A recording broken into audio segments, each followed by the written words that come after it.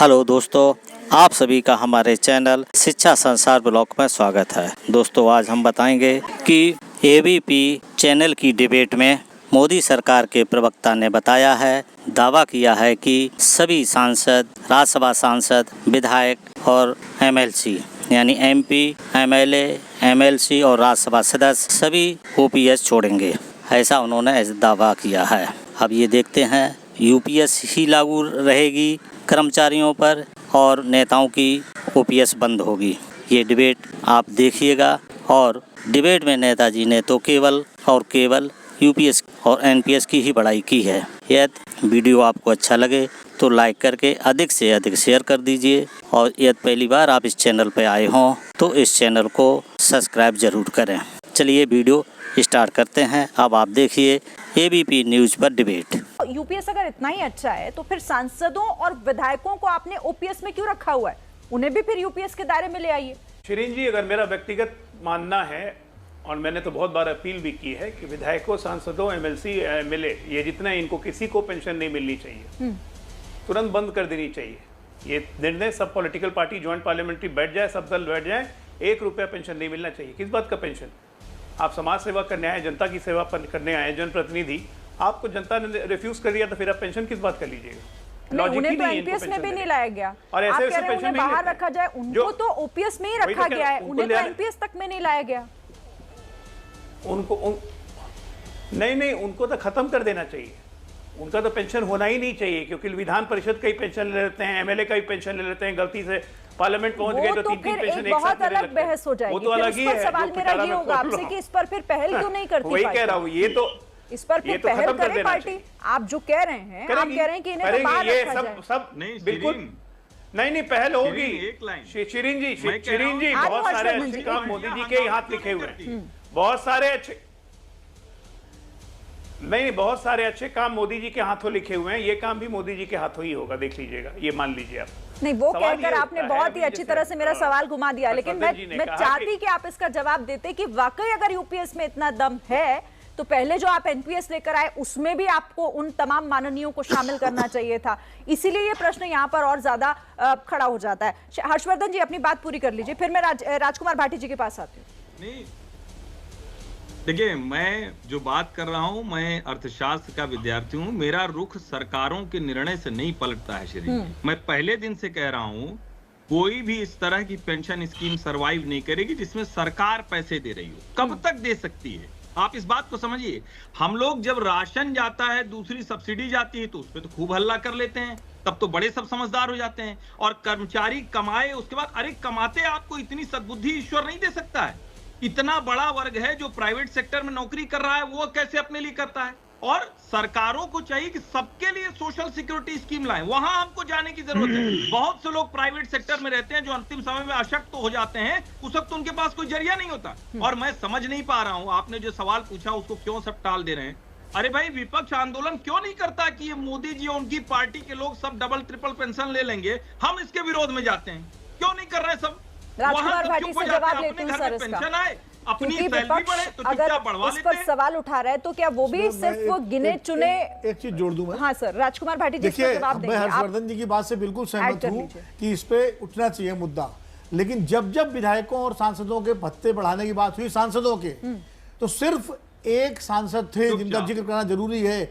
अजय आलोक जानते होंगे, झारखंड के एके रॉय, जिन्होंने हमेशा इसका विरोध किया। बाकी पूरी संसद ने ध्वनिमत से और एक मत से पास किया उनके धनबाद के सांसद का जिक्र आप कर रहे हैं। राजकुमार भाटी जी, इसका जवाब दीजिएगा। राजकुमार भाटी।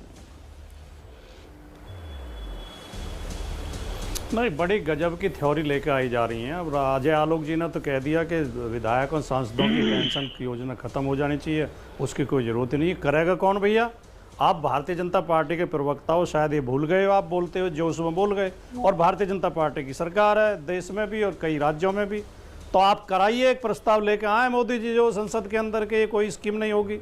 दूसरे हर्षवर्धन जी जो थ्योरी दे रहे हैं कि कुल 1 करोड़ कर्मचारी हैं जिनका इससे हित जुड़ा हुआ है, तो थोड़े लोगों का हित जुड़ा हुआ है तो उसका हित को अवॉइड कर दिया जाए। भाटी जी, आप साथ देंगे ना? भाटी जी, आप साथ देंगे ना? हाँ, चलो मैं कह देता हूँ, हम साथ देंगे, आप लेके आओ। आप साथ देंगे ना? हाँ, तो बोलता रहूं मैं। बहुत अच्छा, लेकिन चलिए धन्यवाद। ऐसे डिस्टर्ब मत करें। धन्यवाद। ठीक मैंने है, आपके ठीक बीच है, में एक राजकुमार शब्द भाटी। नहीं बोला। आपकी बहुत खराब आदत है कि आप दूसरे लोगों को नहीं, आप डिस्टर्ब बात करते पूरी हो। कीजिए राजकुमार भाटिया। देखिए, अब हर्षवर्धन जी जो कह रहे हैं उसके अगर सवाल तो ये है नहीं कि जो सरकारी कर्मचारी है, अब सरकार ये कल्पना करके तो कर्मचारी रखती नहीं है कि ये रिश्वत लेटेंगे या कमाई करेंगे, ऊपरी कमाई करेंगे। सरकार तो ये मान के चलती है कि अपना पूरा जीवन सरकार की सेवा में, जन सेवा में लगा देगा कर्मचारी, पूरा जीवन लगा। और उसमें बहुत सारे होते भी हैं, कुछ लोग होते हैं जो भ्रष्ट होते हैं, सब तो होते नहीं। 90% लोग तो ईमानदारी से नौकरी करते हैं, और ईमानदारी से नौकरी करने के बाद जब रिटायर होंगे तो उनका भविष्य असुरक्षित छोड़ दिया जाएगा। उनकी ना कोई इलाज की व्यवस्था होगी, ना कोई खर्चे की व्यवस्था होगी। तो ये क्या होगा, या तो लोग पलायन करेंगे या लोग दूसरे रास्ते अपनाएंगे, 2 नंबर के रास्ते अपनाएंगे। तो इस दृष्टिकोण से ये जन कल्याण की योजना है। ये सरकारी कर्मचारियों का हित करना सरकार का काम है, दूसरे लोगों का भी हित करना सरकार का काम है। किसान के लिए भी योजना बनाए, मजदूर के लिए भी बनाए, अन्य लोगों के लिए भी बनाए। लेकिन जो हर्षवर्धन जी कह रहे थे, मुझे वो बिल्कुल उचित नहीं लगी, बात तर्कपूर्ण नहीं लगी कि देश की 140 करोड़ आबादी है और कुल 1 करोड़ लोगों को मिलती है। 140 करोड़ में 40 करोड़ के करीब तो 18 साल से कम आयु के होते हैं। 40 करोड़ ऐसे होते हैं जो 60 साल से ऊपर होते हैं, जो नौकरी लायक नहीं रहते। कुछ स्टूडेंट होते हैं, कुछ दूसरे काम कर रहे होते हैं। उनमें से 4-5 करोड़ लोग मुश्किल से नौकरी लायक होते हैं, जिनमें से अगर 1 करोड़ सरकारी कर्मचारी हैं तो उन हर कर्मचारी के पीछे भी एवरेज 5 लोग जुड़े होते हैं परिवार में। तो ये 5 करोड़ लोगों के हित का सवाल है। दोस्तों, अभी आपने वीडियो देखा होगा कि वीडियो में कौन नेता क्या कह रहा है। कोई तो कह रहा है कि यूपीएस अच्छी है, एनपीएस अच्छी है, लेकिन कोई कह रहा है कि नहीं, ओपीएस अच्छा है। कोई कह रहा है कि जो कर्मचारी अपनी पूरी ज़िंदगी खपा देते हैं, लेकिन जब वो ईमानदारी से जब वो सेवानिवृत्त होते हैं, यानी रिटायरमेंट होता है जब उनका, तब उनको 1 पैसा नहीं मिल पाता है, तब वो असुरक्षित ही घर वापस हो आते हैं। क्योंकि एनपीएस में ऐसा कुछ नहीं है कि जब रिटायरमेंट पे कुछ उनको मिला जाए, क्योंकि उनका पैसा भी कटता है। अगर देखा जाए तो जो उनकी वेतन से पैसा कटता है, जो उनकी सैलरी से पैसा कटता है, इतना पैसा हो जाता है, उसका इंटरेस्ट ही काफ़ी होता है। लेकिन सरकार तो वो सब अपने पास रख लेती है। अब जब यूपीएस लेके आई, उसमें कह रहे हैं कि 50% मिलेगा, लेकिन उसमें ये देखिएगा 1 साल की पूरी सैलरी का एवरेज जो है उसका 50% दिया जाएगा, जबकि उनका 10% कटेगा भी। अब जब रिटायरमेंट पे ग्रेजुटी के नाम पर 6 महीने की आपको सैलरी दे दी जाएगी। अगर आप कैलकुलेट कीजिएगा, अगर आप 20 साल की उम्र में सर्विस में आ जाते हैं और 40 साल सर्विस करते हैं, तो आप देखिएगा आपका कितना पैसा खुद का कट जाता है, वही आपको वापस नहीं मिलेगा। जबकि ओपीएस में क्या होता है, ओपीएस में जो आपका जीपीएफ कटता है वो आपको वापस विद इंटरेस्ट मिलता है, और ग्रेजुटी भी मिलती है। पेंशन जो लास्ट सैलरी होती है उसकी 50% पेंशन मिल जाती है। अगर किसी भी कर्मचारी की डेथ हो जाती है तो उसको उसके स्पाउस को 50% की पेंशन मिल जाती है। हाँ, यूपीएस में ये ज़रूर है कि जब किसी भी कर्मचारी की डेथ हो जाती है तब उसके स्पाउस को 60% पेंशन मिल जाएगी। इतना तो है, लेकिन जो एनपीएस में है वही सारी बातें यूपीएस में हैं। इसलिए कर्मचारी कोई भी एनपीएस या यूपीएस लेने के पक्ष में नहीं है। सब इन दोनों पेंशनों का विरोध करते हैं।